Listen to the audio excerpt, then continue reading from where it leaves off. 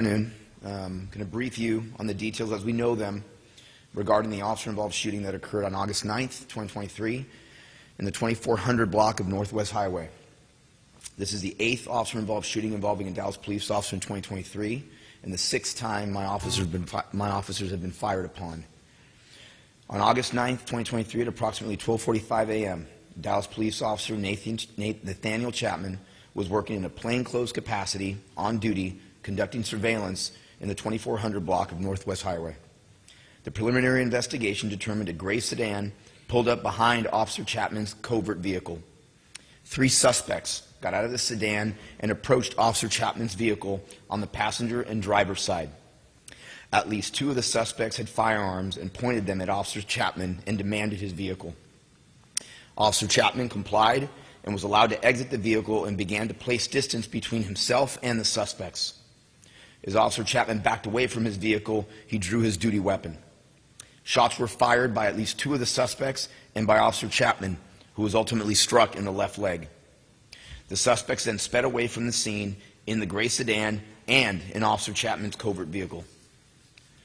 Officer Chapman called 911 and Dallas police officers responded, administered first aid, and took him to a local hospital. He was treated at the hospital and released. The stolen covert vehicle was located not far from the scene. Dallas police immediately began work to identify and locate the suspects. Evidence recovered at the scene and further investigation identified 3 of the suspects: 19-year-old Rodriguez Lewis, 17-year-old Retravian Polk, and 18-year-old Xavier Cook.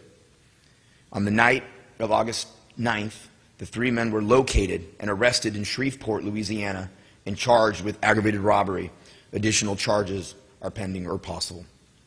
2 pistols and a rifle were recovered in Louisiana and matched the caliber of the shell casings from the shooting. Detectives were able to determine Lewis was the driver of the suspect vehicle. Lewis and Cook left the scene in the suspect vehicle, while Polk left the location in the stolen covert vehicle. All 3 suspects are from Louisiana and have prior juvenile criminal histories. The investigation is ongoing and being investigated by the Special Investigations Unit. The Dallas County District Attorney's Office and Office of Community Police Oversight were notified and responded to the scene. Again, this is our 8th shooting involving a Dallas police officer this year, yet another incident where the suspect armed with a firearm shot at my officers. You will see from the video we are lucky that Officer Chapman is alive today. He is alive because he tapped into his warrior spirit. At least 2 of those suspects fired 9 times at our officer.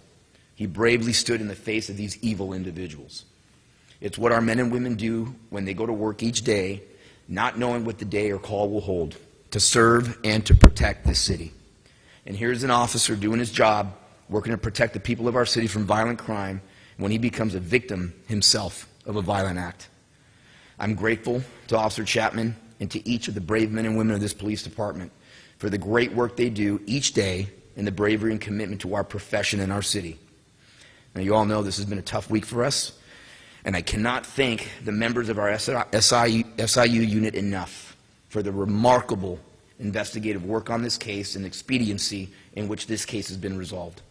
We'll now play the surveillance video.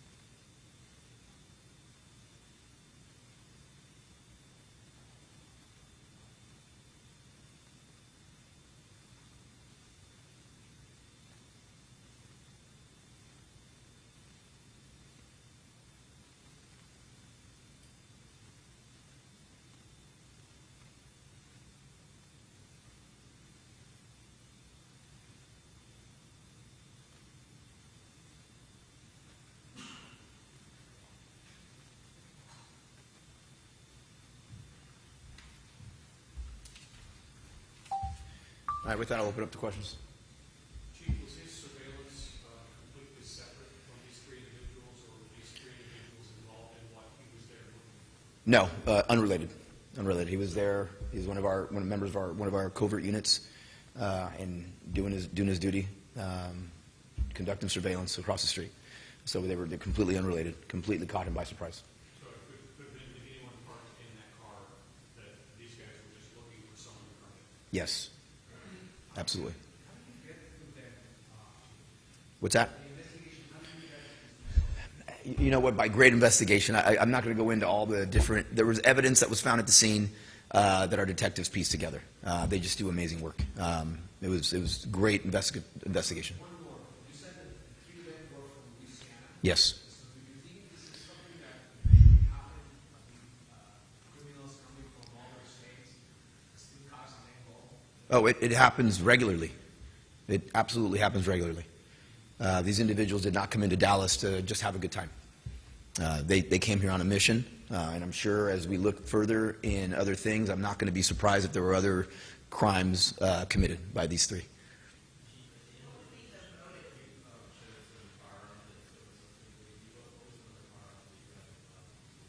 I'm sorry?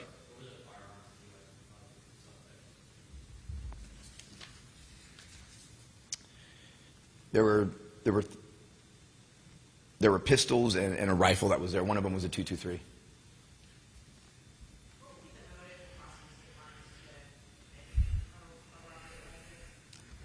Honestly, I really don't. I can't even tell you. Honestly, obviously, you know, when they live in Shreveport, I think that distance helps when you're not from the area. So obviously, if they're trying to get back, it's probably that the vehicle they were in was stolen. And so what our investigation has revealed is that they probably didn't want to drive back and stolen in that car that was had been reported stolen. So jump into another. It doesn't make any sense to me, to be honest with you. But again, I think it's the fact that of the anonymity of not being known in Dallas and coming from somewhere else. But it happens regularly. And the camera, the video that we just watched, the city camera, was that a private business camera? Is a private business camera.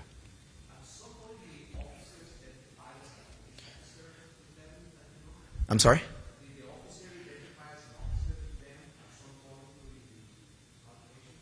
I don't believe so. I don't believe he had time. I mean, it happened very, very quickly.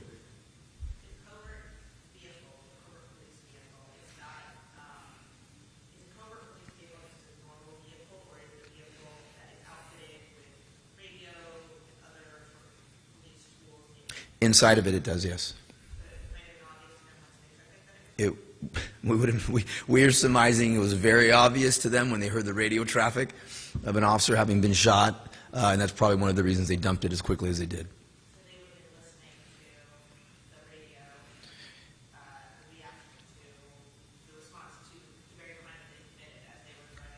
Yeah, it depends. It depends on what channel the officer was on at the time, but I think they may have heard some radio traffic, and that's why they dumped the car. I mean, obviously, if you look around, you're going to know that's probably not the vehicle to have taken, but in any event. It was a short distance away. It was pretty quickly. As a matter of fact, I think when as officers were responding to the scene, I think the car had already been dumped. It was very quickly.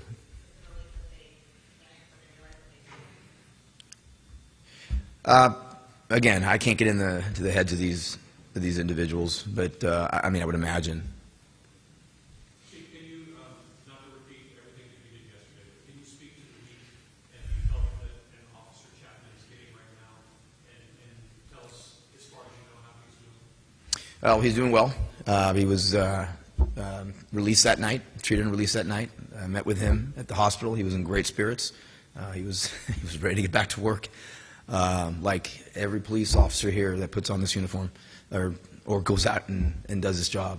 So he was in good spirits, but obviously our wellness unit will be very much involved with him, as we spoke about yesterday. We're going to normalize the fact that, here's the thing, I mean, he's feeling great, he's in great spirits, but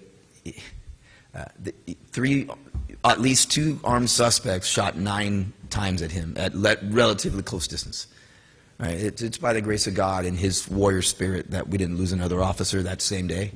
And so, you know, we're definitely going to keep our eye on him and have those conversations with him and any support that he may need for any officer that would go through such a traumatic incident. And we break it down like it's routine. This is what police officers do. No human being should have to go through that. None. And so that's something that we recognize, and we're going to work very, very hard to ensure that our men and women know that that's not normal. We know it's not normal, and give every offer and wrap our arms around them.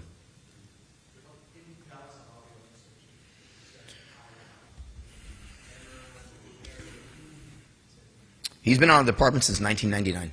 So he's a veteran officer, absolutely. Very well respected, very well, does a great job. What's that? Well, I'm not going to go into his personal life. But You said there's potential charges in the meeting, and that they believe that they continue to commit crimes, or is this for something that occurred prior to the carjacking? And are they it's part of what I discussed. There may be other things that they were involved in Dallas while they were here. And so that's why other charges could be possible. They could be tied into some other things. potential charges that look like that in Louisiana? That I don't know. And then, so are they in the process of being brought back? Yeah, they are. And can you speak at all in general terms of the type of covert operation that was involved in? Well, not to give it away, but our covert units are throughout the city, looking in going to areas that we know violent crime occurs. They're an invaluable tool for us, particularly the area that he was surveilling that oftentimes are victims of robberies and things of that nature. He was doing his job. You know, and this is it. Doing his job, a veteran officer doing his job at 12:45 a.m. I mean, you know, you really gotta give it to him to be able to have that type of mentality and to really, I mean, this is a veteran officer that really wants to help his city and reduce violent crime, and he saw it firsthand.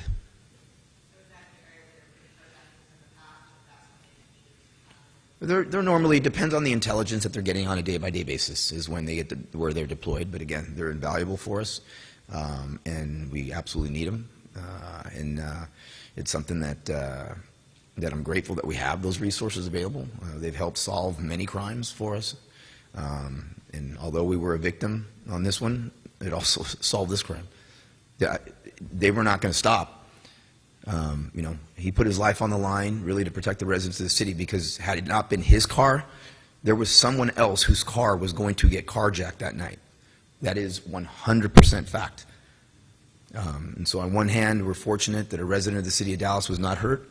We're fortunate we didn't lose an officer. But make no mistake about it, had it not been his car, there was another resident that was not a police officer of this city that would have been carjacked that night. I'm sorry? No, we don't believe so. Okay, thank you. Yeah, we'll do so. Thank you.